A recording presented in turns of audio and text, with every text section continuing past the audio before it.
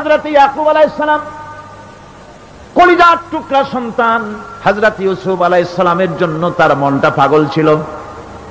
এত সুন্দর করে আল্লাহ তারে বানাইছিলেন, তিনি ছিলেন সৌন্দর্যের পিরামিড, যারে দেখলে চোখ ফিরানো যায় না, এমন সুন্দর সুপুরুষ যারে দেখি সেই যুগের সুন্দরী যুবতী মেয়েরা রূপের মোহে পড়ে নিজেদের আঙ্গুলগুলি কেটে ফেলে দিয়েছিল। রূপের মোহে এমন অবশ হয়ে গেছে, আঙ্গুল কেটেছে, হাত কেটেছে, টের পায় নাই। আবার ভুল বুঝবেন না, দুনিয়ার সেরা সুন্দর পুরুষ ইউসুফ আলাইহিস সালাম, তা কিন্তু রাসূলের চাইতে বেশি নয়।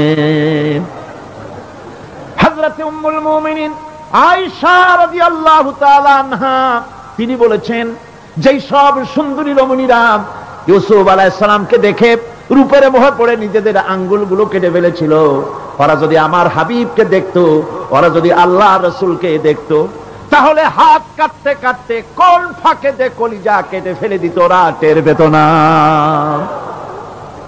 আবার বন্ধুগণ, হযরত আইয়ুব আলাইহিস সালাম সন্তানের মায়া, অন্যান্য ভাইরা হিংসায় পড়ে গেল, তারা নিয়ে তাকে কুয়ায় ফেলে দিল। সেখান থেকে তারা একটা ছাগল বা কোনো পশু জবাহ করে তার রক্ত মাখাইয়া জামা এনে হাজির করে দিল। হযরত ইয়াকুব আলাইহিস সালামের সামনে যে তালে নিয়ে খেলা করতে গিয়েছিলাম, আমরা খেলায় লিপ্ত ছিলাম, বাগে খাইয়া ফেলাইছে। এগুলি কি গপ্প? এগুলি কি কোরআন? আল্লাহ পাক শোনাচ্ছেন, বিশ্ববাসীকে শোনাইছেন। সূরা ইউসুফের চাইতে এত সুন্দর উপাখ্যান গোটা পৃথিবীতে আর নাই। সুবহানাল্লাহ। অনেকে ইউসুফ জুলাইখার কেসা খুব মজা করে পড়ে, ফুর্তি করে, প্রেমের গল্প পড়ে। এটা কোনো প্রেমের গল্প নয়। ইউসুফ আলাইহিস সালাম, জুলাইখা ইউসুফ আলাইহিস সালামের জন্য কাঁদতে কাঁদতে চোখ কানা হয়ে গেছে। এরপর ইউসুফ আলাইহিস সালাম জুলাইখারে পাওয়ার জন্য পাগল হয়ে গেছে। নাউজুবিল্লাহ, এটা হয়নি কখনো। তিনি আল্লাহর পয়গম্বর, আর আল্লাহ কেমনে তারে বাঁচিয়েছেন? যখন জুলাইখা ঘরের ভিতরে সুন্দর করে যৌন উন্মাদনামূলক চিত্র অঙ্কিত করে ঘরের মধ্যে আটকায় দিয়েছে, তালা লাগায় দিয়েছে, আর নিজে যৌন উদ্দীপক কাপড় চোপড় পরেছে, না পরার মতোই। সে যুগের সুন্দরী মেয়ে জুলাইখা, তার কুপ্রবৃত্তিকে চরিতার্থ করার জন্য আহ্বান করা হয়েছে। হযরত ইউসুফ আলাইহিস সালাম লক্ষ্য করে দেখলেন এমন জায়গায় এখান থেকে পালাবার তো পথ নাই, দরজা বন্ধ করে দিয়েছে। তিনি শুধু তখন কেবলমাত্র আল্লাহ রব্বুল আলামিনকে ভয় করলেন। আল্লাহকে ভয় করে আল্লাহর নাম নিয়ে যখন তালাবদ্ধ দরজার দিকে দৌড় দিয়েছেন, আল্লাহ রব্বুল আলামিন আপন কুদরতে তালাগুলি খুলে দরজা তার জন্য উন্মুক্ত করে দিলেন। ইউসুফ আলাইহিস সালামকে ফালাই দিয়ে এভাবে করে কাপড় এনে দিল তার সামনে, রক্তমাখা কাপড় পেয়ে হযরত ইয়াকুব আলাইহিস সালাম সন্তানদের মুখে কাহিনী শুনে তিনি কি বললেন? কোরআনে কারীম তা কোট করেছে। তিনি চিক দিলেন না, ফাল দিলেন না, ফিট হয়ে পড়লেন না। তিনি বললেন, কলিজার টুকরা সন্তান তার মরার খবর শুনেছেন। তিনি বললেন কি? ফাসাবরুন জামিলুন ওয়াল্লাহুল মুস্তাআনু আলা মা তাসিফুন। আমি উত্তম সবর অবলম্বন করব। তোমরা যে কাহিনী রচনা করেছো এর বেলায় আমি আল্লাহর কাছে সাহায্য চাই। আমি উত্তম সবর অবলম্বন করব। আমার ভাইয়েরা, 11 ভাই মনে করেছিল ইউসুফ আলাইহিস সালামকে মরণ কুয়ায় ফেলাই দিছি। তারা তো ঠিক পায় নাই এটা মরণ কুয়া না, এটা হচ্ছে একটা সুড়ঙ্গ, যাকে ইংরেজিতে বলে টানেল। এটা এমন একটা সুড়ঙ্গ, ওরা মনে করেছে মরণ কুয়া, কিন্তু আল্লাহ রাব্বুল আলামিন এই কুয়াতে এমন বানালেন, ওরা একদিকে ফেলাই দিল মরণ কুয়ায়, এই কুয়ার আর এক মুখ দিয়া আল্লাহ রাব্বুল আলামিন ইউসুফ আলাইহিস সালামকে নিয়ে মিশরের সিংহাসনে বসায়া দিলেন। এটা মরণ কুয়া নয়, এটা রাজ সিংহাসনে বসার সুড়ঙ্গ পথ। ইউসুফ আলাইহিস সালাম আজ প্রেসিডেন্ট, সুবহানাল্লাহ, প্রেসিডেন্ট হয়ে বসে আছেন। ওদিকে কেনানে অভাব লেগে গেছে, সেখানকার মানুষেরা সাহায্য নিতে এসেছে। ওই 11 ভাইও আসছে। হযরত ইউসুফ আলাইহিস সালাম দেখেই চিনে ফেলেছে, ওরা কিন্তু তখনও ঠিক পায় নাই। হযরত ইউসুফ আলাইহিস সালাম চিনে ফেলেছেন। এখন কি করা উচিত? সবগুলাকে ঠ্যাং উপরের দিকে উঠাইয়া তারপরে সমানে ধোলাই দেওয়াই তো স্বাভাবিক ছিল আমাদের মতো মানুষ হইলে, ঠিক কিনা? পিটাও, ঠিক তো বলবেনি, অভ্যাস তো এটাই। হযরত ইউসুফ আলাইহিস সালাম তাদের সামনে পরিচয় দিলেন। তারা যখন বুঝতে পারল, লজ্জায় তাদের মাথা হেট হয়ে গেল। হযরত, তারা এক তো লজ্জা, আর 2 নম্বরের ভয়, জান নিয়া কেনানে কেউ ফিরে যাইতে পারবো না। এখন অবস্থা হয়েছে যে জীবনই যায় নাকি এখানে। হযরত ইউসুফ আলাইহিস সালাম ভাইদের এই করুণ দুরবস্থা বুঝতে পারলেন। বুঝে চরম ধৈর্য ধরে তিনি কি বললেন? তিনি বললেন, লা তাসরিবা আলাইকুমুল ইয়াউম, ও ভাইরা, তোমাদের বিরুদ্ধে আমার কোনো ক্ষোভ নাই, দুঃখ নাই, বিদ্বেষ নাই, হিংসা নাই, আল্লাহর রাস্তে মাফ করে দিলাম। সুবহানাল্লাহ। এর নাম পয়গম্বর। এর নাম কি? পয়গম্বর। কিসের লেনিন, কিসের মার্কস? জওয়ানেরা, ভুল পথে মানুষ চলেছিল, আলহামদুলিল্লাহ আল্লাহ এগুলারে ডাস্টবিনে ফালাই দিছে। কারণ আলহামদুলিল্লাহ, আলহামদুলিল্লাহ। পয়গম্বর কারে বলে? কারে বলে পয়গম্বর? কি চরিত্র! রাসূল করিম সাল্লাল্লাহু আলাইহি ওয়াসাল্লাম, তাকে একজন সাহাবী বলছিলেন, হুজুর বলছেন এই কামটা করলা না কেন? সাহাবী বললেন, হুজুর আপনি যদি চোখের ইশারায় বলতেন মুখ দিয়ে না কইয়া, তাও তো আমি কামটা করে ফেলতাম, আমি তো বুঝি নাই। হুজুর বললেন, চোখের ঠারে ঠারে কাজ করা নবুয়তের শান নয়।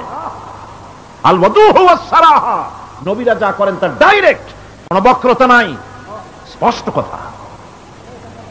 আমার ভাইরা, হযরত ইউসুফ আলাইহিস সালাম বিনিয়ামিনকে কাছে নিয়ে পরিচয় দিলেন তার ভাইদের সামনে। কোরআনে কারীম বলছে, ক্বালা আনা ইউসুফ ওয়া হাদা আখি قد من الله علينا إنه من يتقي ويصبر فإن الله لا يضيع أجر المحسنين। আমি ইউসুফ, আর এই হচ্ছে আমার ভাই। আল্লাহ আমাদের উপর ইহসান করেছেন। প্রকৃতপক্ষে যারা আল্লাহকে ভয় করে এবং সবর ইখতিয়ার করে, আল্লাহ এভাবে তাদেরকে, তাদের আমলকে নিষ্ফল হতে দেন না। আমার এই জামাটা নিয়ে যাও। হযরত ইয়াকুব আলাইহিস সালাম, কলিজার টুকরা সন্তান ইউসুফ আলাইহিস সালামের বিরহ যন্ত্রণায় ছেলেকে কতদিন দেখে না, কাঁদতে কাঁদতে চোখ দুটো অন্ধ হয়ে গেছে। মিশর থেকে কেনানের দিকে জামা রওনা হয়েছে। কোথায় মিশর, কোথায় কেনান? জামা যখন রওনা হয়ে গেছে, হযরত ইয়াকুব বলতেছেন, আমি যেন আমার ইউসুফের গন্ধ নাকে পেতেছি। জামা চলে এলো, চোখের উপরে রাখলেন, আল্লাহ রাব্বুল আলামিন তাকে চক্ষুষ্মান বানায়া দিলেন। ভাইরা আমার, পয়গম্বরেরা সবর করে গোটা দুনিয়ার মানুষের সামনে দৃষ্টান্ত সেট করেছেন সবর কারে কয়। আমার ভাইরা, হযরত ইব্রাহিম আলাইহিস সালামের কথা আল্লাহ পাক কোরআনে কারিমে বলছেন সবর কারে কয়। দেখো, শেখো সবর কারে কয়। আল্লাহ পাক বললেন, ইব্রাহিম, তোমার বিবি আর তোমার নবজাতক এই সন্তানকে রেখে আসো মক্কা নগরীতে। তিনি চলে গেলেন। সেখানে ঘর নাই, বাড়ি নাই, কিচ্ছু নাই, চতুর্দিকে ধুধু বালু আর মরুভূমি। হযরতে হাজরা বলছেন, ইব্রাহিম, সামান্য পানি আর খাবার দিয়া আমার সন্তান শুদ্ধ এখানে রেখে যেতেছো, আমি কি অপরাধ করেছি? কোনো জবাব নাই।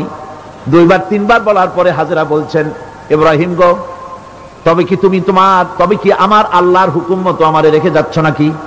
হযরত ইব্রাহিম আকাশের দিকে আঙ্গুল উঁচু করলেন। কথা বলবেন, বাক শক্তি বেরোচ্ছে না। 80 বছর বয়সের সময় একটা বাচ্চা আল্লাহ তারে দিচ্ছেন। আর এমন বাচ্চা, পয়গম্বরের ছেলে, কি সুন্দর চেহারা, মরুভূমির উপরে ফালাই দিয়ে রওনা হয়ে যাচ্ছেন। মুখ দিয়া কথা সরছে না, আকাশের দিকে দেখালেন। হযরত হাজরা বুঝতে পারলেন। হযরত হাজরা বলেন, ইব্রাহিম, কোনো চিন্তা নাই, নিশ্চিন্ত মনে বাড়ি ফিরে যাও। আমি আমার আল্লাহর উপরে এতটা ভরসা করে আল্লাহর হুকুমে যদি আমার এখানে রেখে যেয়ে থাকো, আল্লাহ পাক আমাকে আর আমার কলিজার টুকরা ইসমাইলকে পানিতে আর খাবারে মারবেন না, অবশ্যই তিনি ব্যবস্থা করবেন। ব্যবস্থা হয়ে গেল। হযরত ইসমাইল বড় হয়ে গেলেন। আল্লাহ পাক অর্ডার করলেন, জবাহ করো ছেলেকে। হযরত ইব্রাহিম আলাইহিস সালাম যখন জবাহের প্রস্তাব করলেন, হযরত ইসমাইল তা আপত্তি করতেন, বাবাজি আমার মায়ের আর আমাকে বাচ্চা অবস্থায় ফেলে গেলেন, খাবার দেন নাই, পরার দেন নাই, বছরের পর বছর আমাদের এখানে কাটলো, দেখতেও আসেন নাই, আজ আসছেন জবাহ দিতে, এটা কেমন কথা, কি ধরনের বাপ আপনি? এরকম বলছে নাকি? এরকম বলছে? হযরত ইব্রাহিম আলাইহিস সালাম প্রস্তাবটা কিভাবে পারলেন? আল্লাহ পাক কোরআনে কারীমে দৃষ্টান্ত রেখে দিয়েছেন। আল্লাহ পাক বলছেন, হযরত ইব্রাহিম ছেলেকে বললেন, ইয়া বুনাইয়া, ইয়া বুনাইয়া, হে আমার কলিজার টুকরা, লাডলা, হে আমার কলিজার টুকরা সন্তান, ইন্নী আরা ফিল মানাম আন্নী আযবাহুক, আমি স্বপ্নে দেখছি আমি যেন তোমাকে জবাহ করতেছি, ফানজুর মাযা তারা, তোমার রায় কি বলো? আমি তো স্বপ্নে দেখছি যে আমি তোমার জবাহ করতেছি, এখন তোমার রায় কি, তোমার মত কি? হযরত ইসমাঈল আলাইহিস সালাম শুনিয়া দিলেন দৌড়, নাকি না? হযরত ইসমাঈল আলাইহিস সালাম ধৈর্যের প্রতীক, তিনি কি কথা বললেন? তার মুখের কথা কোরআন শরীফে আল্লাহ পাক উঠায় দিলেন। হযরত ইসমাঈল বললেন, ইয়া আবাতি ফাআল মা তু'মারু সাতাজিদুনি ইনশাআল্লাহু মিনাস সাবিরিন, হে আমার পিতা, আপনি যে ব্যাপারে আদিষ্ট হয়েছেন আপনি তা পালন করুন, অবশ্যই আমাকে ধৈর্যধারীদের মধ্যে পাওয়া যাবেন। সুবহানাল্লাহ। এক বর্ণনায় এসেছে, হযরত ইসমাঈল বললেন, আব্বাজান আমি ধৈর্যধারীদের ভিতরে আমারে পাবেন, তবে জবাহ করার আগে আমার হাত পাটা একটু বেঁধে নেন, কারণ জবাহের যন্ত্রণায় আপনার গায়ে যদি আমার হাত পাও লেগে যায় তো বেয়াদবি হয়ে যেতে পারে, আর আমি মরে আমার জবাহ হয়ে যাওয়ার পর আমার রক্ত মাখা জামাটা নিয়া আমার মা হাজেরারে দিবেন, কারণ তাকে মা বলবার মতো আর তো কেউ নাই। হযরত ইব্রাহিম তাকে বাঁধবার জন্য প্রস্তুতি নিলেন। হযরত ইসমাঈল বলছেন, আব্বাজান বাঁধবেন না, বান্দার প্রয়োজন নাই। বলে কেন? একবার বাঁধতে বললে আবার তুমি নিষেধ করছো কেন? ছেলে বলছেন, আব্বাজান বাঁধবো না এই জন্যে, হয়তো কিয়ামতেই প্রশ্ন উঠতে পারে যে আল্লাহর হুকুমে রাজি ছিল না বলে হাত পা বাঁধা জবাহ করছে, আমি এই সুযোগ দিব না, আপনি জবাহ করেন, আমি এতটুকু নড়াচড়া করব না। ধৈর্যের চরম প্রতীক হযরতে ইসমাঈল আলাইহিস সালাম দেখাই দিয়েছেন ধৈর্য কারে কয়। আমার বন্ধুগণ, এই পৃথিবীর সবচাইতে ধৈর্যের বড় প্রতীক হতেছেন ইমামুল মুরসালিন, আশরাফুল আম্বিয়া, সাইয়্যিদুল মুরসালিন, জনাবে মুহাম্মাদুর রাসূলুল্লাহ সাল্লাল্লাহু আলাইহি ওয়াসাল্লাম। আমার বন্ধুগণ, সবচাইতে বড় ধৈর্যের প্রতীক তিনি। কাউকে একটা গালি দেন নাই জীবনে, কাউকে ঠাট্টা করেন নাই, কাউকে মারেন নাই, কারো মনে দুঃখ দেন নাই, তিনি দুঃখ পেয়েছেন, তিনি কাউকে দুঃখ দেন নাই, তিনি কষ্ট পেয়েছেন, কাউকে কষ্ট দেন নাই। আমার ভাইয়েরা, তায়েফের ময়দান, আমার নিজের চোখে তায়েফে যেদিন আমি তায়েফ দেখলাম, আমি তায়েফে ঢুকেছি, জীবনে কোনোদিন যাই নাই, রমজান মুবারকে আমি সেখানে গেলাম, আমাকে বসার জন্য তারা নিয়ে যাবে, আমি বললাম আগে বসবো না, আমারে আগে নিয়ে যাও, আমার নবীকে কোন জায়গায় ওরা মেরেছিল সেই জায়গাটা দেখাও। তায়েফের সেই গলিতে যখন আমি গিয়েছি, দুই দিকে পাহাড় দাঁড়ানো, তায়েফের লোক আমার সাথে ছিল, তারা বলল এই জায়গাটা প্রথম যেখানে চতুর্দিক থেকে নবীজিকে পাথর মারছিল আর আল্লাহর নবী বেহুশ হয়ে পড়ে গিয়েছিলেন। 3টা দিন না খাওয়া, হযরতে খাদিজা নাই, আবু তালিব নাই, মক্কায় জায়গা নাই পা রাখার। নবীজি 3টা দিন ঘুরলেন। নেতারা বলল, তুমি যদি নবী হবে তো এতিম হলে কেন? আল্লাহ নবী বানাবার জন্য কি একটা ধনী মানুষ পায় না? তোমার মতো এতিম আর গরিবের নবী বানাইলো কেন?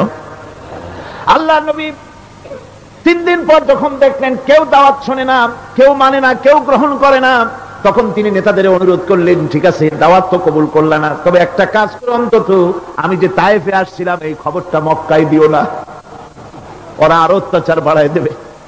এই কাফিরগুলি খবর তো মক্কায় পাঠালো, আর সমস্ত যুবকদেরকে লেলিয়ে দিল। যুবকেরা চতুর্দিকে দাঁড়াইছে, রাসূলকে পাথর মারা শুরু করে দিল। আমি যখন রেল লাইনের থেকে হাঁটি, যখন রেল লাইন কোনো সময় দেখি রেলের পাথরগুলি, রেল লাইনের পাথরগুলি দেখলেই আমার মাথায় যেন কেন তাইফের কথা মনে এসে যায়। আরে মানুষের গায়ে পাথর মারলে কি অবস্থার সৃষ্টি হয়? পাথর নূরের শরীর, রহমতের শরীর, কিটি কিটি রক্ত ঝরছে। নবীজিকে জোর করে উঠাইয়া জবরদস্তি করে হাঁটার জন্য তারা ধাক্কা মারতেছে। আবার কিছুদিন গিয়ে নবীজি আবার বেহুশ হয়ে পড়েছেন, এইখান থেকে আবার উঠাইছে, আবার ধাক্কা মারতেছে। 3 নম্বরের আর একটা জায়গা আছে যেখানে ভাঙ্গা একটা মসজিদ। তাইফের লোকেরা আমাকে বলল এই জায়গাটা হলো শেষ জায়গা যেখানে রাসূল করিম তৃতীয়বারের মতো বেহুশ হয়েছিলেন, এখানেই হুজুরের রক্ত ঝরেছে বেশি। 2 রাকাত নামাজ পড়লাম, সিজদায় পড়ে আবুল কান্না কাল্লাম আল্লাহর কাছে। নবীজি যখন হুঁশ এসেছে, হযরতে জিবরাইল বলেন, ইয়া রাসূলুল্লাহ, আপনার এই কষ্ট দেখে ফেরেশতারা কাঁদতেছে, আপনি অনুমতি দিয়ে দেন এই 2 পাহাড়কে মিলাইয়া সমস্ত তায়েফবাসী কাফেরগুলি মাটির সাথে মিশাইয়া দেই। নবীজি বললেন, জিবরাইল, আমি যদি হুকুম করি আর আমার হুকুম মতো যদি এই কাম করো, একটা কাফেরও যদি না বাঁচে তাহলে কার মুখে পৌঁছাবো লা ইলাহা ইল্লাল্লাহু মুহাম্মাদুর রাসূলুল্লাহ। আমার ভাইরা, হুজুর সাল্লাল্লাহু আলাইহি ওয়াসাল্লাম উঠে বসলেন। এমন সময় হযরতে যায়েদ শরীরের রক্তগুলি মুছে দিতেছেন। হুজুর সাল্লাল্লাহু আলাইহি ওয়াসাল্লাম বসে 2খানা হাত উত্তোলন করলেন।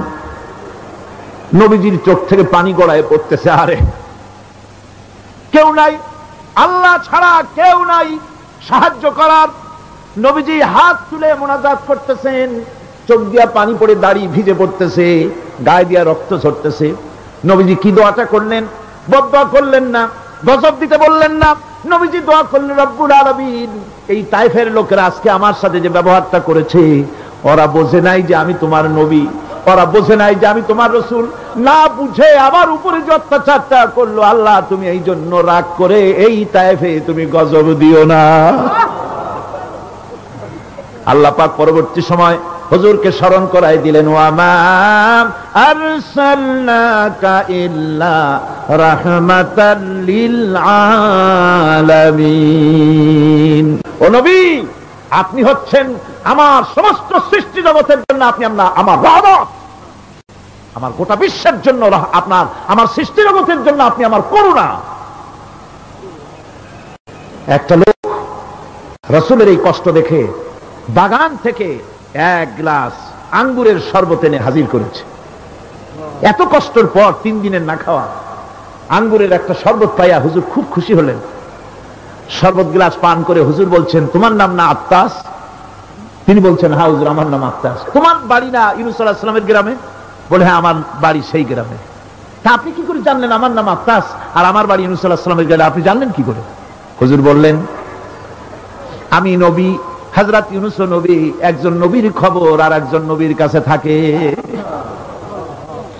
রাসূল করিম সাল্লাল্লাহু আলাইহি ওয়াসাল্লাম সবর ইখতিয়ার করেছিলেন, ধৈর্য অবলম্বন করেছিলেন, আর আল্লাহ পাক তাকে নির্দেশ করেছেন, সবর করো। ওয়াত্তাবি' মা ইউহা ইলাইকা ওয়াসবির হাত্তা ইয়াহকুমাল্লাহ। তুমি কেবল সেই জিনিসের অনুসরণ করো যা আমি তোমার প্রতি অবতীর্ণ করেছি, আমি আপনার উপরে যেটা অবতীর্ণ করেছি ওটার অনুসরণ করুন, আর সবর ইখতিয়ার করুন যতক্ষণ না আল্লাহর পক্ষ থেকে চূড়ান্ত ফয়সালা না আসে। ধৈর্য ধরুন, ধৈর্য ধরুন। আমার ভাইরা, কাফেরদের নির্যাতনের মোকাবেলায় আল্লাহ পাক তার হাবিবকে সান্ত্বনা দিয়েছেন। যখন কাফেররা নির্যাতন করতেছে, আহারে হযরতে বেলাল নির্যাতিত, হযরতে সুমাইয়া নির্যাতিতা, হযরতে খাব্বাব, হযরতে খুবাইব, হযরতে আম্মার রিদওয়ানুল্লাহি তাআলা আলাইহিম আজমাইন, এত মার হতেছে। হযরতে ওমর হযরতে খাব্বাব রাদিয়াল্লাহু তাআলা আনহুকে খোলা গায়ে দেখে বলছিলেন, খাব্বাব রে, তোমার পিঠে এত গর্ত কেন? এত গর্তওয়ালা পিঠ তো আমি মানুষের দেখি নাই, এত চিকুন কোমরওয়ালা মানুষও তো দেখি নাই। তিনি বলেছেন, ওমর তুমি কি ভুলে গেছো? ইসলাম কবুল করার অপরাধী কাফির বেঈমানেরা আগুন জ্বালায়া আংটা আগুনের উপরে আমাকে চিৎ করে শোয়াছে, আমি যেন নড়াচড়া করতে না পারি সেজন্য আমার বুকের উপরে পাথর চাপা দিয়ে রেখেছিল। গায়ের চর্বি আর রক্ত গলে গলে পড়ে আগুন নিবেছে, আর আগুন গোশত পুড়ে যে পিঠের মধ্যে প্রবেশ করেছিল আজও পর্যন্ত পিঠের সেই গর্ত সেরে যায় নাই। এভাবে অত্যাচার হচ্ছিল সাহাবীদের উপরে। আল্লাহ রাব্বুল আলামিন তার হাবিবকে সান্ত্বনা দিলেন, ওয়াসবির ওয়ামা সাবরুকা ইল্লা বিল্লাহি ওয়ালা তাহজান আলাইহিম ওয়ালা তাকু ফি যায়কিম মিম্মা ইয়ামকুরুন। হে রাসূল, সবরের সাথে কাজ করতে থাকুন। আপনার এই সবরের তৌফিক তো আল্লাহই দিয়েছেন, আর ওদের সমস্ত ষড়যন্ত্র, ওদের অপকৌশলে আপনি দুঃখিত হবেন না, চিন্তা করবেন না, ভারাক্রান্ত হবেন না, আপনি নিশ্চিত থাকুন। ওয়াসবির লিহুকমি রাব্বিকা ফাইন্নাকা বিআয়ুনিনা। হে নবী, আপনার রবের চূড়ান্ত ফয়সালা আসা পর্যন্ত ধৈর্য ধারণ করুন। আপনি তো আমার চোখের সামনে। সুবহানাল্লাহ, সুবহানাল্লাহ। আপনি আমার চোখের সামনে, কে আপনাকে কি করবে আমি দেখবো না? সুবহানাল্লাহ। মন্ত্রী যদি, এই সলিমুদ্দিন মার্কা মন্ত্রী যত আছে, এই মন্ত্রীরা যদি দেখা তো ভয় কিসে? আমি তোকে দেখছি না? সাহসটা কেমন বাড়ে, কেমন বাড়ে সাহস। আর এ কোনো মন্ত্রী ছাতা মাথা না, কোন প্রেসিডেন্ট রাজা বাদশা না, আকাশ আর জমিনের মালিক আমার আল্লাহ রাব্বুল আলামিন বলছেন, হাবিব কোন চিন্তা নাই, আপনি আমার চোখের সামনে। ওরা চায় আপনাকে দুনিয়া থেকে মিটাই দিতে, আর আমি চাই ওরাফানা লাকা যিকরাক, আপনার প্রশংসা তো হবে গোটা বিশ্ব জুড়ে, সর্বত্র ছড়িয়ে যাবে আপনার নাম। সুবহানাল্লাহ। আল্লাহ পাক অন্যত্র বলেছেন, ওয়ালাকাদ কুযযিবাত রুসুলুম মিন ক্বাবলিকা ফাসাবারু আলা মা কুযযিবু ওয়া উযু হাত্তা আতাহুম নাসরুনা। হে মুহাম্মদ সাল্লাল্লাহু আলাইহি ওয়াসাল্লাম, আপনার পূর্বে অসংখ্য নবী রাসূল এই পৃথিবীতে আসছে এবং জুলুম আর নির্যাতনের শিকার তারা হয়েছেন। অবশেষে তাদের প্রতি আল্লাহর সাহায্য এসেছে। সুতরাং আপনাকেও ধৈর্য ধারণ করতে হবে, ধৈর্য ছাড়া কোনো পথ নাই, ধৈর্য আপনাকে ধারণ করতেই হবে। আর এই ধৈর্য ধারণ করলে পরে আল্লাহর চূড়ান্ত ফয়সালা আসবে, তখন আল্লাহ পাক মেহেরবানি করবেন। আমার ভাইরা, এই ধৈর্য পৃথিবীর সমস্ত পয়গম্বররা ধৈর্য অবলম্বন করেছেন, কখনো অধৈর্য হন নাই। দিন কায়েমের সংগ্রামে নবী রাসূলগণ দারুণ ভাবে সবর ইখতিয়ার করেছেন। বৃদ্ধবাদীদের সকল রকমের নির্যাতন, অপকৌশল, ষড়যন্ত্র, এই সব কিছু মোকাবেলা করেছেন ধৈর্যের নীতি অবলম্বন করি। কখনো ধৈর্যচ্যুতি তাদের মধ্যে ঘটেনি, বরং আল্লাহ রাব্বুল আলামিন তাদের প্রতি সন্তুষ্ট হয়েছেন। যারা এই ধৈর্য ধরেছে তাদের উপরে সন্তুষ্ট হয়ে আল্লাহ রাব্বুল আলামিন বলেছেন, ওয়া কাআইয়্যিম মিন নাবিয়্যিন কাতালা মাআহু রিব্বিয়ুনা কাসীর। এর আগে অনেক নবী এসেছিলেন যাদের সাথে বহু আল্লাহওয়ালা লোক লড়াই করেছেন। ফামা ওয়াহানু লিমা আসাবাহুম ফি সাবিলিল্লাহি ওয়া মা যাফু ওয়া মাস্তাকানু। আল্লাহর পথে তাদের উপর যত বিপদ এসেছিল তারা হতাশ হয়ে পড়েন নাই, দুর্বলতা দেখাননি, বাতিলের সামনে মাথাও নত করেন। ওয়াল্লাহু ইউহিব্বুস সাবিরিন। আর আল্লাহ পাক ধৈর্যশীল যারা, তাদেরকে আল্লাহ পাক ভালোবাসেন। আমার ভাইরা, ধৈর্যের পরিচয় রাসূল করিম সাল্লাল্লাহু আলাইহি ওয়াসাল্লাম উহুদের ময়দানে যখন আক্রান্ত হয়ে গেলেন, চতুর্দিকে কাফেররা ঘিরে ধরেছে, বাঁচার কোনো পথ নাই। সাহাবায়ে কিরাম রাসূলকে পাহারা দিলেন। যারা রাসূলকে পাহারা দিতে দাঁড়ায়ছেন, জীবন দিয়া পাহারা দিতে দাঁড়ায় গেছে, রাসূলের দিকে মুখ দিয়া, পিঠটা বাইরের দিকে দিয়ে রাসূলকে পাহারা দেওয়া শুরু করেছেন। হুজুরকে পাহারা দিতে যারা দাঁড়িয়েছিলেন, কাফের কর্তৃক নিক্ষিপ্ত কি তীরগুলি এসে যখন বিঁধতেছিল, শুধু একজন সাহাবী হযরত তালহার পিঠের ভিতরে রাসূলকে হেফাজতের জন্য 80টা তীর একজনের পিঠের মধ্যে গিয়ে ঢুকেছে। এক অসতর্ক মুহূর্তে নবীজির ডান্ডা মোবারক শহীদ হয়ে গেল, শিরস্ত্রাণ ভেঙে গেল, লোহার কড়া প্রবিষ্ট হয়ে গেল কপালের ভিতরে। হুজুর মাথা ঘুরে পড়ে গেলেন। হযরতে আবু উবাইদা রাদিয়াল্লাহু তাআলা আনহু হুজুরের মস্তক মোবারককে কোলে করে নিয়ে তারপরে বহু কষ্ট করে মাথা থেকে লোহার কড়া বের করলেন। এবার ওই কড়ার ছিদ্র দিয়ে রক্ত আসতেছে, মুখ দিয়ে রক্ত পড়তেছে, দাড়ি ভিজে যাচ্ছে। বুখারী শরীফে এসেছে আল্লাহর নবী দুইখানা হাত নিজের চেহারার উপরে মলে আনে টাটকা রক্ত চোখের সামনে দেখে বলছেন, আহারে, এই কওমের ফালাত কি করে হবে, এই কওমের মুক্তি কি করে হবে, এই কওমের নাজাত কি করে হবে যে কওম তার নবীর চেহারা রক্ত দিয়ে লাল বানাইয়া দিল। নবীজি বললেন, আল্লাহুম্মা গফিরলি কওমি ফাইন্নাহুম লা ইয়ালামুন। আয় আল্লাহ পাক, আমার এই কওম বুঝতে পারে না, ওদেরকে মাফ করে দাও। খবর ছড়িয়ে গেল নবীজি শহীদ হয়ে গিয়েছেন। খবর ছড়িয়ে গেল চতুর্দিকে, মদিনায় খবর ছড়িয়ে গেল। মানুষ পাগলের মতো দৌড়ানো শুরু করে দিল। এক মেয়ে লোক দৌড়াচ্ছে ওহদের দিকে। কয়েকজন সাহাবীর সঙ্গে দেখা, তারা জিজ্ঞেস করলেন, দৌড়াও কেন মহিলা, যাও কই? কয় ওহদের দিকে যেতেছি। কয় যায় তো কোনো লাভ নাই, যেহেতু তোমার যে স্বামী এসেছিলেন জিহাদের ময়দানে তিনি তো শহীদ হয়ে গেছেন। মহিলা বলতেছে, কে শহীদ হয়েছে শুনতে চাই না, আগে বলো নবীজি কেমন আছে। আবার কিছুক্ষণ পর আর কয়েকজনের সঙ্গে দেখা, তারা বলছে, মেয়ে লোক দৌড়াও কই? যাচ্ছি ওহদের দিকে। তারা বলছেন যে কোনো লাভ নাই, তোমার যে দুইটা কলিজার টুকরা সন্তান ওহদে এসেছিল দুটোই শহীদ হয়ে গেছে।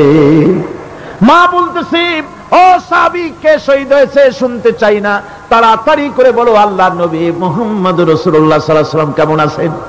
দৌড়াতে দৌড়াতে ওহদের মাঠে সাহাবায়ে কেরাম পরিবেষ্টিত। আল্লাহর নবীর কাছে গিয়ে হুজুরের জীবিত চেহারা মোবারকের দিকে তাকায়া মেয়ে লোকটি কাঁদতেছে আর বলতেছে, ইয়া রাসূলুল্লাহ, আমার স্বামী মরা শোক, আমার কলিজার টুকরা দুইটা সন্তান মরা শোক আমার কলিজা থেকে মুছে গেছে, আপনি বেঁচে আছেন, তামাম মুসলমানদের এর চাইতে বড় সান্ত্বনার নাই। ভাইরা আমার, রাসূল করিম সাল্লাল্লাহু আলাইহি ওয়াসাল্লাম এভাবে করে ধৈর্যের পরিচয় দিয়েছেন। গালাগালি দেন নাই, রাগ করেন নাই, বদদোয়া করেন নাই। সুবহানাল্লাহ কোন, সুবহানাল্লাহ। ভাইরা আমার, এই সবর এমন মহান বৈশিষ্ট্য এর মধ্যে রয়েছে। জিহাদের ময়দানে যদি লোক কম হয় আর যদি তাদের মধ্যে সবর থাকে, বেশি সংখ্যক লোকের উপরে আল্লাহ পাক সবরকারীদেরকে বিজয়ী করে দিবেন। কোরআনে কারীমে রব্বুল আলামিন বলেন, কাম মিন ফিয়াতিন কালিলাতিন গালাবাত ফিআতান কাসীরাতাম বিইযনিল্লাহ আল্লাহু মা'আস সাবিরিন। এমন ঘটনার বহু নজির আছে যে কম সংখ্যক লোকেদের উপরে আল্লাহ পাক, বেশি সংখ্যক লোকেদের উপর আল্লাহ পাক কম সংখ্যক লোকদেরকে জয়ী করে দিয়েছেন। আল্লাহু মা'আস সাবিরিন, আর আল্লাহ আছে ধৈর্যশালীদের সাথে। আল্লাহ আছে কাদের সাথে? দেখেন না বদরের কামটা, বদরের ময়দান, 313 জন মুসলমান, অস্ত্রপাতি নাই, সামান্য সামান্য অস্ত্র, আর কাফেরেরা এসছে হাজারেরও বেশি। আমার বন্ধুগণ, ধৈর্য কত বড় কাম দিল। ধৈর্য ধারণ করেছেন তারা, আল্লাহর উপরে ভরসা করেছেন। আল্লাহ রাব্বুল আলামিন অস্ত্রের কাজ কি দিয়া করায় দিলেন। একজন সাহাবী এসে বলছেন, হুজুর, জিহাদের ময়দান, ইসলামের প্রথম জিহাদ, আমার কাছে তো অস্ত্র নাই, মেহেরবানি করে একটা অস্ত্র আমারে দেন, আমি লাফায় পড়ি জিহাদের মধ্যে। হুজুর বলেন, অস্ত্র তো আমার কাছে নাই, দিবটা কি? সাহাবী বলছেন, হুজুর, অস্ত্র না থাকে যা পারেন তাই দেন, আপনার হাত দিয়ে যা দিবেন আমি দাঁড়ায় থাকতে পারবো না, জিহাদে আমাকে শরীক হতেই হবে। নবীজি কাছে পেলেন একখানা শুকনা খেজুরের ডালখানা তুলে সাহাবীর হাতে তুলে দিলেন। সাহাবী বলেন, রাসূলের হাতের দেওয়া শুকনা খেজুরের ডালটা নিয়ে আমি যখন কাফেরদের ভিড়ের মধ্যে ঝাঁপায় পড়ে যখন শুকনা খেজুরের ডাল দিয়ে আঘাত দিলাম, তখন ধারালো তরবারি দিয়ে আঘাত করলে যে কাম হয়, শুকনা খেজুরের ডালের আঘাতে কাফের দ্বিখণ্ডিত হয়ে জমিনে পড়ে গেল। ভাইরা আমার, আল্লাহ রাব্বুল আলামিন সবর যারা করে, সংখ্যা যদি কম হয়, আল্লাহ পাক তাদেরকে বিজয়ী করে দেবেন, এই ওয়াদা আল্লাহ রাব্বুল আলামিন করেছেন।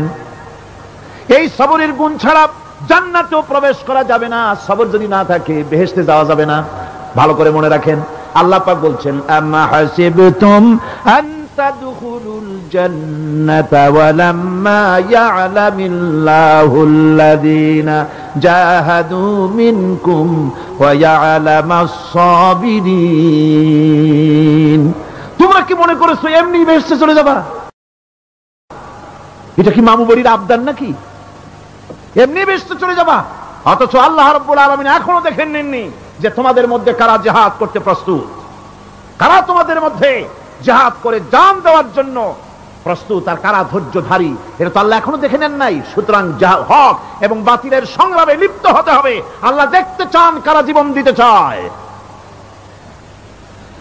সুতরাং ইসলামী আন্দোলনে যারা শরীক হবে তাদের বিপদ এবং মুসিবত দিয়ে আল্লাহ রাব্বুল আলামিন তাদের সাহসিকতা এবং ধৈর্যের পরীক্ষা নিবেন।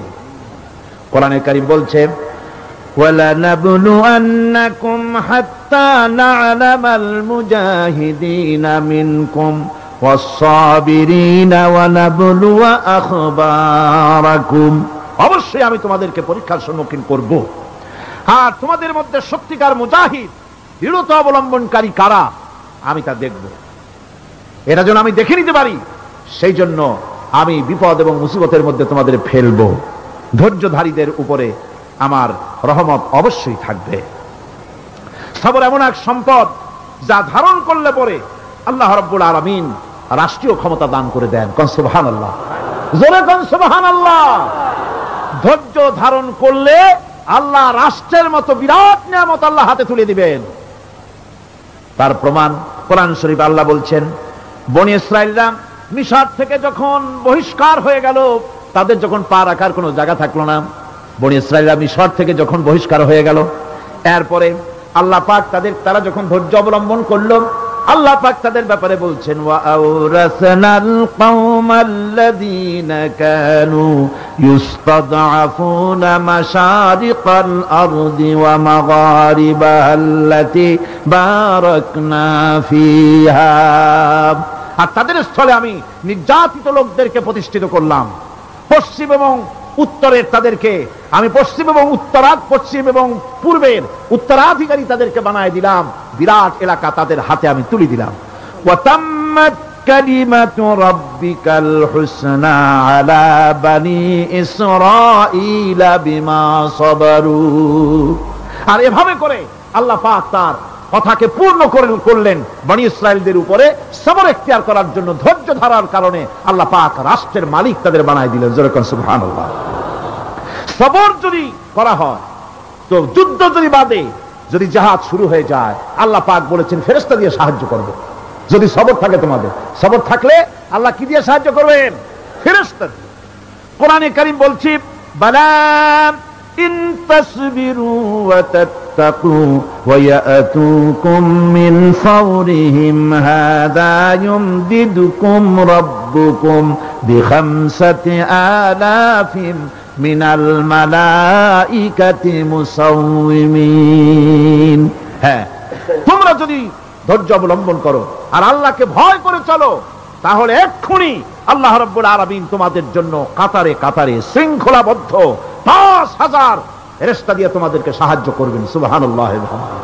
তোমাদেরকে ফেরেশতা দিয়ে সাহায্য করা হবে। তোমরা যদি সবর ইখতিয়ার করো, তাহলে সংখ্যা যদি কম হও, বেশি সংখ্যার উপরে জয়ী করে দেব। ইয়াকুম মিনকুম ২০ সাবিরুনা ইয়াগলিবু মিয়াতাইন। যদি তোমাদের ভিতরে ধৈর্যশীল ২০ জন হয়, আমি ২০০ কাফেরের বিরুদ্ধে তোমাদেরকে জয়ী করে দেব। সুবহানাল্লাহ। তোমরা যদি হও ধৈর্যশীল ২০০ জন, ২০০ কাফেরের উপরে তোমরা জয়যুক্ত হয়ে যাবে। আর বিপদ আর মুসিবতে যারা ধৈর্য ধরে, তাদের জন্য আল্লাহর পক্ষ থেকে সুসংবাদ।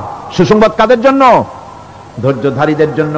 কোরআনে কারীম বলছে, ওয়াবাশশিরিস সাবিরিনাল্লাযীনা ইযা আসাবাতহুম মুসিবাতুন ক্বালু ইন্না লিল্লাহি ওয়া ইন্না ইলাইহি রাজিউন। সুসংবাদ সেই সব ধৈর্যশালীদের জন্য যারা নাকি বিপদ এবং মুসিবতে আসলে যারা বলে, কি বলে? পড়েন আমার সাথে, ইন্না লিল্লাহি ওয়া ইন্না ইলাইহি রাজিউন।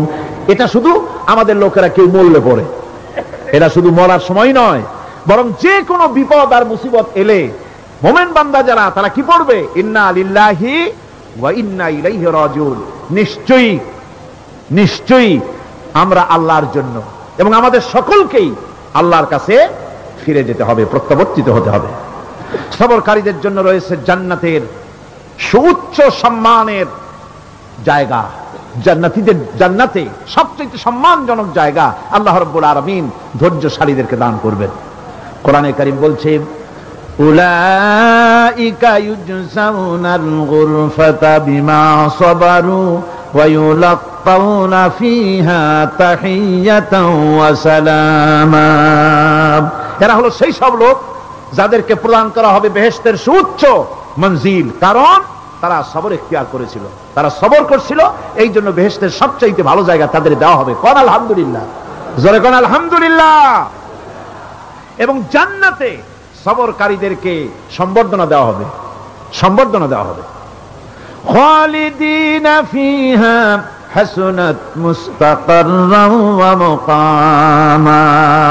চিরদিন তারা জান্নাতের ভেতরে বসবাস করবে এবং কতই না সুন্দর, কতই না উত্তম জায়গা সবরকারীদের জন্য আল্লাহ বেহেশতের মধ্যে রেখে যাবেন। জান্নাতে প্রবেশ করার সাথে সাথে চতুর্দিক থেকে ফেরেশতারা ছুটে আসবে সবরকারীদের জন্য। ওয়াল মালাইকাতু ইয়াদখুলুনা আলাইহিম মিন কুল্লি বাব। চতুর্দিক থেকে ফেরেশতারা তাদেরকে ইস্তেকবাল করবে, কি বলবে? সালামুন আলাইকুম বিমা সাবারতুম ফানি'মা উকবাদ-দার। তোমাদের প্রতি শান্তি বর্ষিত হোক, কারণ তোমরা পৃথিবীতে সবর অবলম্বন করেছিল। কতই না উত্তম জায়গা, কতই না সুন্দর জায়গা আল্লাহ রাব্বুল আলামিন সবরের বিনিময়ে তোমাদেরকে দান করেছেন। সুতরাং এই সবর হচ্ছে মুসলমানদের জন্য সবচেয়ে বড় নিয়ামত। আজ আমার তো মনে হয় পৃথিবীতে মুসলমানরাই সবচেয়ে বেসবর। ট্রেনে যাবে, বসা নিয়ে বেসবর, টিকিট নিয়ে বেসবর, বাসের মধ্যে বেসবর, বাজারে যাবে বেসবর, স্কুলে যাবে বেসবর, যেখানে যান সব জায়গায় আমরা বেশি অধৈর্য, ঠিক কিনা কর? সামান্য সামান্য জিনিস নিয়ে ঝগড়া করা, মারামারি করা, এই হচ্ছে আমাদের ট্র্যাডিশন। ধৈর্য অবলম্বন করতে হবে জীবনের সকল ক্ষেত্রে, এই ধৈর্য আমাদেরকে রক্ষা করতে হবে। এই ধরনের ধৈর্য যদি আমরা অবলম্বন করতে পারি, তাহলে আল্লাহ পাক বলছেন,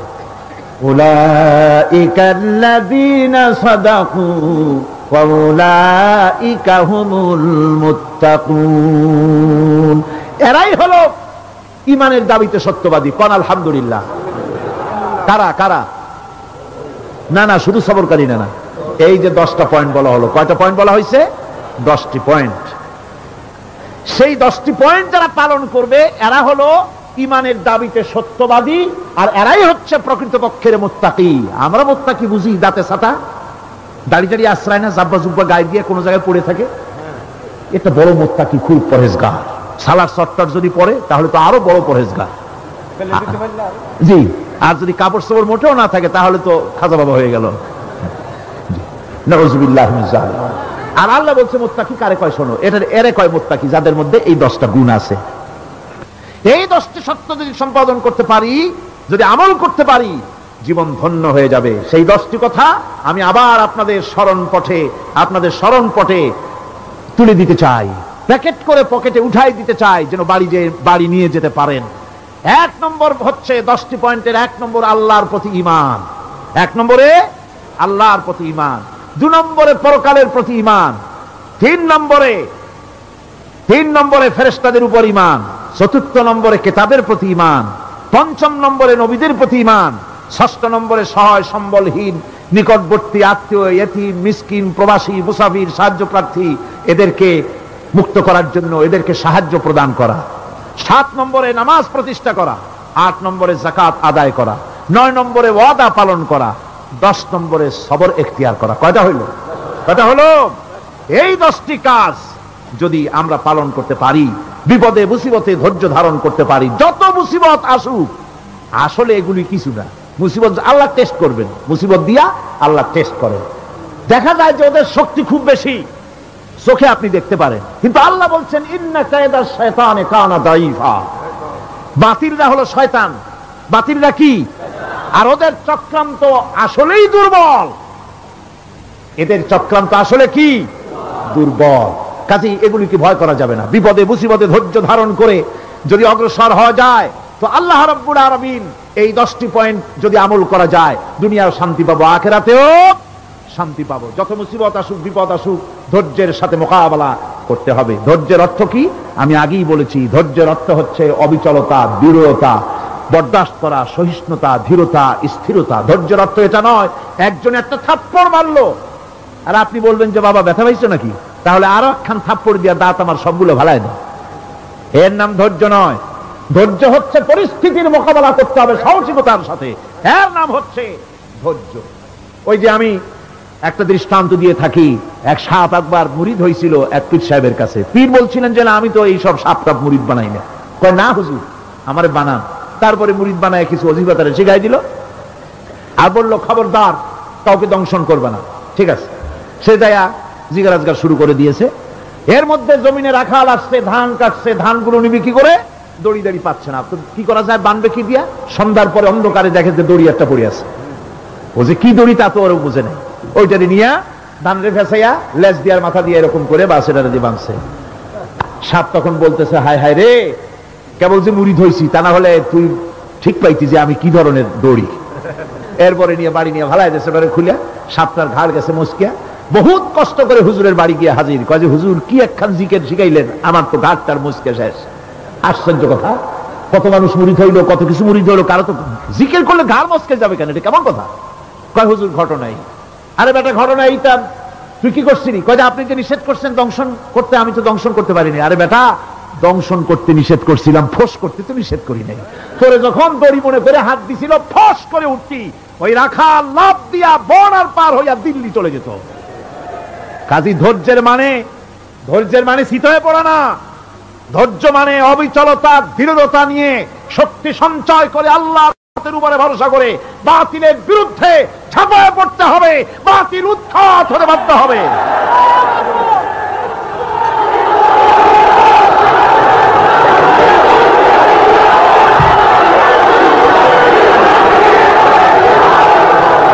ভাইরা আমার,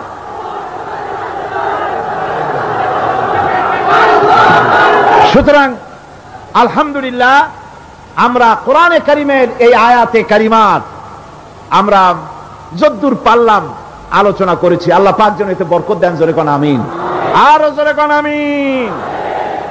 মুনাজাতের জন্য বসেন, এক্ষুনি মুনাজাতের জন্য দাঁড়ানো ভাইরা সব বসে পড়েন। আল্লাহুম্মা আমিন। রব্বানা যালামনা أنفسنا وإن لم تغفر لنا وترحمنا لنكونن من الخاسرين ربنا لا تزغ قلوبنا بعد إذ هديتنا وهب لنا من لدنك رحمة إنك أنت الوهاب। আয় আল্লাহ তাআলা, এই বিশাল জনসমুদ্র নিয়ে তোমার দরবারে হাত তুলেছি পবিত্র মেরাজের রজনীতে। আয় আল্লাহ, তুমি দয়া করে মেহেরবানি করে আমাদের আলোচনা দুরুদ সালামের সওয়াব আমাদের বিশ্ব নবী তোমার প্রিয় হাবিব জনাবে মুহাম্মদ রাসূলুল্লাহ সাল্লাল্লাহু আলাইহি ওয়াসাল্লামের রূহ মুবারকে পৌঁছায়া দাও। সমগ্র বিশ্বের মাটির নিচে যত মুমিন মুমিনাত শুয়ে আছেন তাদের আরো আর পরে সওয়াব পৌঁছায়া দাও। আমাদের মা বাপ যাদের দুনিয়া থেকে বিদায় হয়ে গেল, আল্লাহ কবরগুলিকে জান্নাতের টুকরায় পরিণত করে দাও। রব্বিরহামহুমা কামা রব্বায়ানি সগীরা। পড়েন সবাই, রব্বিরহামহুমা কামা রব্বায়ানি সগীরা।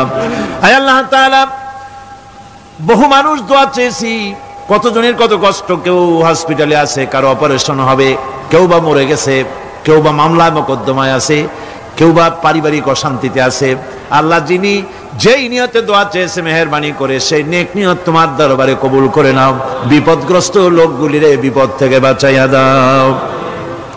আয় আল্লাহ রাব্বুল আলামিন, এই মাহফিলে লক্ষ লক্ষ জনতা সমুদ্রের ঢেউর মতো চতুর্দিক থেকে আসতে থাকে। তুমি আর তোমার কোরআন আর তোমার রাসূল ছাড়া কোনো স্বার্থ কারো মনে নাই। কাউরে রিকশা ভাড়া দেওয়া হয় না, ট্রাক ভাড়া, বাস ভাড়া কাউকে দেওয়া হয় না, এক লোকমা খানাও এখানে পায় না, তাবাররুক বা সিন্নি বিতরণও হয় না।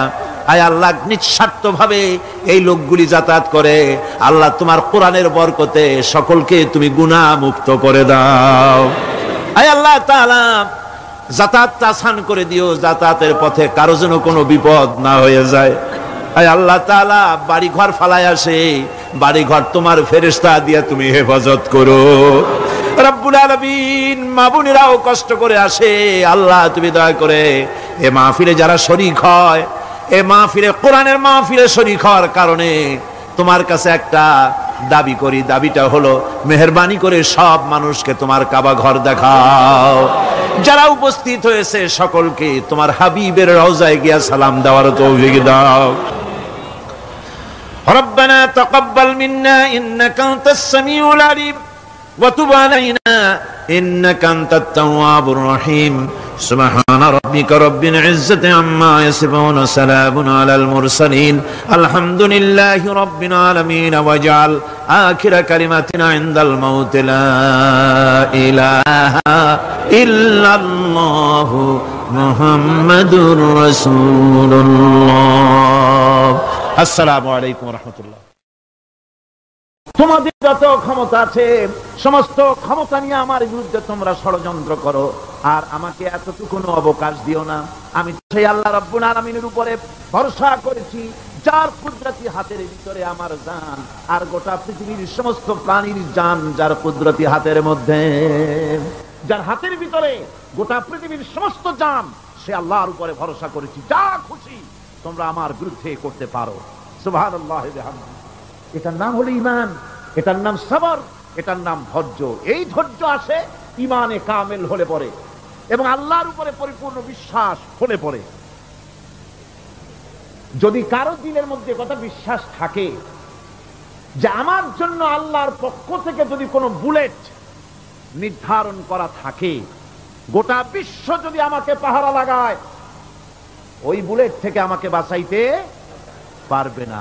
আর আমার জন্য যদি একটা বুলেট আল্লাহ কর্তৃক নির্ধারিত থাকে, তাহলে গোটা পৃথিবীর মানুষ চেষ্টা করেও সেই বুলেট থেকে আমাকে রক্ষা করতে পারবে না। এটার নাম হচ্ছে ঈমান। এই ঈমান যখন মানুষের মধ্যে সৃষ্টি হয়ে যায়, তখন সে বিপ্লবী শক্তিতে পরিণত হয়ে যায়। তার কাছে ভয় বলে কোনো জিনিস থাকে না, যেহেতু সে তো ভরসা করেছে এমন শক্তির কাছে যার চাইতে প্রচন্ড ক্ষমতা আকাশেও কারো নাই, জমিনেও। তিনি কে? জোরে চিল্লায় বলেন, তিনি কে? আমার বন্ধুগণ, রাসূল করিম সাল্লাল্লাহু আলাইহি ওয়াসাল্লাম হিজরতের রাতে সূর পাহাড়ের গারে সৌরের কাছে যখন চলে গেছেন, ফজরের রক্ত হয়ে হয়ে আসতেছে। হযরতে আবু বকর রাদিয়াল্লাহু তাআলা আনহু বলছেন, হে আল্লাহর রাসূল, এখন আর অগ্রসর হওয়া ঠিক হবে না, বেলা উঠে গেলে ধরা পড়ে যাব। এখানে গুহা আছে, ভিতরে প্রবেশ করি। হযরতে আবু বকর রাসূলের সম্মতি পেয়ে হযরতে আবু বকর রাদিয়াল্লাহু তাআলা আনহু বলছেন, ইয়া রাসূলুল্লাহ, পাহাড়িয়া গুহা, সাপ বিচ্ছু থাকতে পারে, আমাকে অনুমতি দেন, আমি আগে ভিতরে ঢুকে সাফ করে আপনাকে ডাকি। ভিতরটা সাফ করে তিনি ডাকলেন। রাসূল করিম ভিতরে ঢুকে বলছেন, আবু বকর, পাহাড় বেয়ে বেয়ে বড্ড কষ্ট হয়েছে, একটু বসো, তোমার উরুর উপরে মাথা রেখে আমি একটু ঘুমাইয়া যাই। আল্লাহর নবী আরাম ফরমাচ্ছিলেন। সকালবেলায় কাফির বেঈমানেরা যখন আস্তে আস্তে করে গুহা মুখে পৌঁছে গেছে, পায়ের চিহ্ন এখানে শেষ, তাদের নিশ্চিত ধারণা এর ভিতরে নবীজি আছেন। বলছে, বেরিয়ে আসো। একজন বলে নাই, আর একজন বলে আছে। এভাবে তাদের মধ্যে দ্বিমত হয়ে গেল। হযরত আবু বকর বলছেন, ইয়া রাসূলুল্লাহ, আমরা তো ধরা পড়ে গেছি, আমাদের তো আর উপায় নাই। এই গুহাটা এতই অগভীর, শুয়ে যদি হাঁটু উঁচু করা যায় উপর থেকে দেখা যায়, বসলে পরে মাথা দেখা যায়, ধরা তো পড়ে গেছি, উপায় নাই। আল্লাহর নবী তখন তার হাবিব, তার বন্ধুকে কি বললেন? বিশ্ববাসীর জন্য আল্লাহ পাক কোরআনে তা উঠায় দিলেন। নবীজি তার বন্ধুকে ডেকে বললেন, লা তাহজান ইন্নাল্লাহা মা'ানা। ও আমার সাথী, কোনো চিন্তা করো না, ভয় পেও না, শঙ্কিত হয়েও না। আমরা মাইনরিটি নই, আমরাই মেজরিটি, কারণ আল্লাহ রাব্বুল আলামিন আমাদের সাথে আছেন। সুবহানাল্লাহ। এই চিন্তা, এই ধারণা যদি মানুষের মনের মধ্যে থাকে, তাহলে কখনোই তার মন দুর্বল হবে না, ঈমান দুর্বল হবে না। ভরসা করতে হবে আল্লাহর উপরে। আর বিপদ যত বড় পাহাড় সমান হয়ে আসুক, ধৈর্য অবলম্বন করতে হবে। ধৈর্য হচ্ছে মুমিনের সবচাইতে বড় গুণ। মুমিনের সবচাইতে বড় কোয়ালিটি কি? আমার বন্ধুগণ, কোরআনে কারিমে আল্লাহ রাব্বুল আলামিন গোটা বিশ্বের সমস্ত মুসলমানদের জন্য কোরআনে কারিমে আম্বিয়া আলাইহিস সালাম তাদের সবরের দৃষ্টান্তগুলি আল্লাহ নিজে তুলে ধরেছেন আমাদের ইবরতের জন্য, আমাদের শিখাবার জন্য, আমাদের সবক দেওয়ার জন্য। কোরআনে কারিম হযরত আইয়ুব আলাইহিস সালামের সবরের ঘটনা কোরআনে কারিম তুলে ধরেছে। হযরত আইয়ুব 18টি বছর পর্যন্ত রোগের মধ্যে পড়ে আছেন। এত অসুখ করেছে, এত রোগ, শরীর পচে গিয়েছে, গায়ে পোকা ধরেছে, দুর্গন্ধ হয়ে গিয়েছে, বিবিরা চলে গিয়েছে, ছেলে মেয়ে পাড়ার লোকেরা দূর দূর করে তাড়িয়ে দিয়েছে। এবার জঙ্গলের ভিতরে গিয়ে আশ্রয় নিয়েছেন। এমন অবস্থা হয়েছে, শরীর পচে পচে জিহ্বায় যখন পোকা ধরা শুরু করে দিল, হযরত আইয়ুব আলাইহিস সালাম তখন আল্লাহ রাব্বুল আলামিনের দরবারে এই প্রথমবারের মতো তিনি বললেন, রব্বুল আলামিন, আয় আল্লাহ তাআলা, সমস্ত শরীর জড়জড়া হয়ে গিয়েছে, গায়ে পোকা ধরেছি, আমি কোনো কথা বলি নাই, আমি খামোশ থেকে জিকির আজগার করতেছিলাম। আয় আল্লাহ, এখন দেখি আমার জিহ্বায় পোকা ধরেছে, পোকা ধরা শুরু হয়েছে। আমার জিহ্বাটায় পোকা তুমি দয়া করে দিও না, কারণ আমার জিহ্বায় যদি পোকা হয়ে যায় তাহলে তোমার মতো আল্লাহর জিকির আমি কি দিয়া করব? আমার জিহ্বাটা তুমি দয়া করে ভালো রাখো।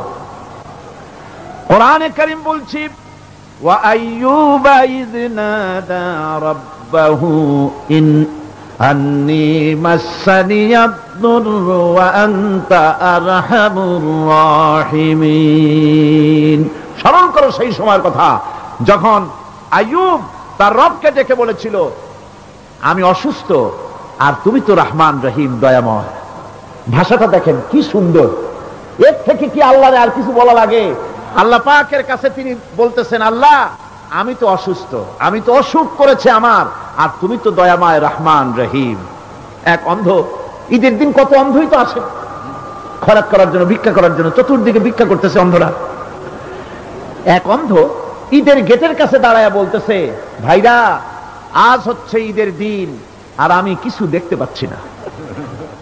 এ বেশি পয়সা পাইল, মানুষের দিন তার প্রতি আকৃষ্ট হয়ে গেছে। আরে কি কথা, আজ ঈদের দিন, সকলে আনন্দ করছে আর আমি কিছুই দেখতে পাচ্ছি না। সে কিন্তু কিছু চায় নাই। ভাষার ভিতরে, কথা বলার ভিতরে এ ধরনের টেকনিক আছে। হযরত আইয়ুব আলাইহিস সালাম বললেন না যে আল্লাহ আমারে মাফ করে দাও, কষ্টের মধ্যে আছি। তিনি শুধু বলেছেন, রব্বুল আলামিন, আমি অসুস্থ হয়ে পড়েছি, আমার অসুখ করেছে, আর তোমার নাম রহমান রহিম। এতটুকু কথা বলেছেন। আল্লাহ রাব্বুল আলামিনের দরজায়, তার দরবারে আইয়ুব আলাইহিস সালামের ডাক চলে গেছে। যায় নাই? কোন অসুবিধা আছে নাকি? কোন অসুবিধা নাই। পানির তলা দিয়া যদি কেউ ডাক দেয়, পাহাড়ের ভিতরে বসে যদি কেউ ডাক দেয়, আল্লাহ রাব্বুল আলামিন তা শুনতে পান। ইউনূস আলাইহিস সালাম মাছের পেটে বসে চিৎকার মেরেছিলেন, লা ইলাহা ইল্লা আনতা সুবহানাকা ইন্নী কুনতু মিনাজ জালিমিন। তিনি বলছিলেন, আয় আল্লাহ তাআলা, আমি তোমার প্রশংসা করছি, তুমি ছাড়া উপাস্য নাই, মাবুদ নাই। আমি তোমার পবিত্রতা ঘোষণা করছি, আমি তো জালিমদের অন্তর্ভুক্ত হয়ে গেছি। বাস এতটুকুন কথাই বলেছেন। আল্লাহ পাক বলছেন, ইউনূসের ডাক তো কেউ শোনে নাই, পানির মধ্যে কেউ শোনে নাই, জমিনের কেউ শোনে নাই, মহাশূন্যের কেউ শোনে নাই, কিন্তু মাছের পেটের ভেতরে থেকে, গভীর অতল দরিয়ার তলদেশ থেকে মাছের পেটের ভিতরে বসে আমার ইউনূস যে ডাক দিল, ওই ডাক আমি আরশের মালিক আমি শুনতে পেয়েছি, আর সঙ্গে সঙ্গে জবাব দিয়েছি। ফাস্তাজাবনা লাহু ওয়া নাজ্জাইনাহু মিনাল গাম্মি ওয়া কাযালিকা নুজিল মুমিনিন। ডাকের সাড়া দিলাম, বিপদ দিয়া বাঁচায় দিলাম। শুধু ইউনূসের না, আল্লাহ পাক এ জায়গায় আবার ওয়াদা করলেন, দুনিয়ার যত মুমিন বান্দা আছে তারা যদি কখনো বিপদে পড়ে যায় আর আমারে যদি ডাকে, আমি এই রকম করে বিপদ থেকে বাঁচায়া দেব। আইয়ুব আলাইহিস সালাম যখন আল্লাহ রাব্বুল আলামিনের কাছে ফরিয়াদ করলেন, আল্লাহ পাক তখন বলছেন, কোরআনে কারীম বলছে, ফাস্তাজাবনা লাহু ফাকাশাফনা মা বিহি মিন দুররিন ওয়া আতাইনাহু আহলাহু ওয়া মিসলাহুম মাআহুম রাহমাতাম মিন ইনদিনা ওয়া যিকরা লিল আবিদিন। আমি আইয়ুবের দোয়া কবুল করে নিলাম, শুধু তার পরিবার বর্গই দিলাম না, বরং আরো কিছু নিয়ামত আমি তাকে দান করে দিলাম। এবং তাই জন্য যেহেতু তারা ছিল আমার অনুগত বান্দা, আমার বাধ্যগত, আমি এই জন্য রহম করেছি, সমস্ত রোগ শোক আমি মাফ করে দিয়েছি। আমাদের সামান্য একটু জ্বর হয়, যদি 2-3 দিন জ্বর হয়েছে, জ্বর ছাড়ে না, বলে যে এত ভালো ভালো কাজ করি তারপর আমার এত জ্বর হওয়া লাগে, অমুকরা এত পাপ করে, তা তো কিছুই হয় না, খালি আল্লাহ আমার চোখে দেখলো, আমার বউর অসুখ, আমার অসুখ, অসুখ মুড়ি ছাড়ি না। ভাইরা, আপনি ঠিক পান না যে কি গুনাহ আপনি করেন।